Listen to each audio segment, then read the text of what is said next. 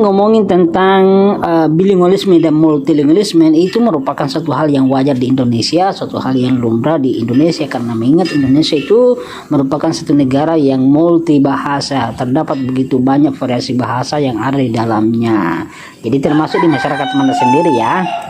Jadi apa sih itu bilingualisme? Bilingualisme itu adalah kemampuan seseorang untuk memakai dua bahasa, sedangkan multilingualisme itu adalah keterampilan atau kemampuan seseorang untuk menggunakan lebih dari dua bahasa.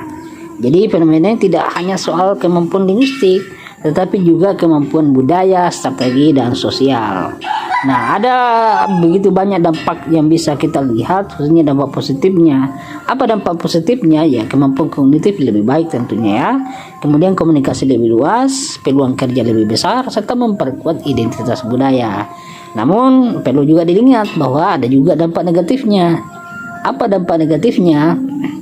Ya, tantangannya ya seperti intervensi bahasa, campur kode berlebihan, dominasi bahasa nasional, hingga risiko hilangnya bahasa daerah. Jadi itu bisa juga menggunakan campur kode yang berlebihan itu bisa merusak tata bahasa Indonesia, bahasa resmi, bahasa baku, seperti itu ya.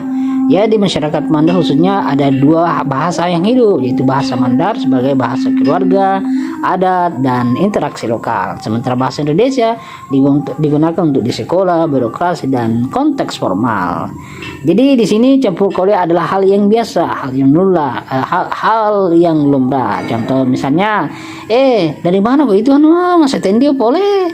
Nah, itu sudah ada penggabungan, nanti sudah mencampurkan unsur bahasa lain ke dalam satu ujaran menggunakan bahasa Indonesia, ada juga bahasa Inggrisnya. Ada juga bisa kadang orang menggunakan campurkan dengan bahasa asing, misalnya tadi saya beli kopi tapi sudah sold out. Nah, itu sudah mencampurkan juga ya. Jadi itu yang sering kita temukan dalam kehidupan sosial ya teman-teman. Baik yang kita bisa itu kenapa terjadi demikian ya, perubahan yang bahasa dipengaruhi oleh pendidikan, lingkungan pekerjaan, atau pengalaman setiap individu. Karena itu pelestarian bahasa Mandar juga penting lewat muatan lokal, festival bahasa, dokumentasi digital, dan penggunaan dalam cara adat. Jadi apa kesimpulannya teman-teman? Bilingualisme adalah kekayaan. Tantangannya adalah menjaga agar bahasa daerah tetap hidup sambil tetap menguasai bahasa nasional dan global. Utamakan bahasa Indonesia, kuasai bahasa asing, lestarikan bahasa daerah.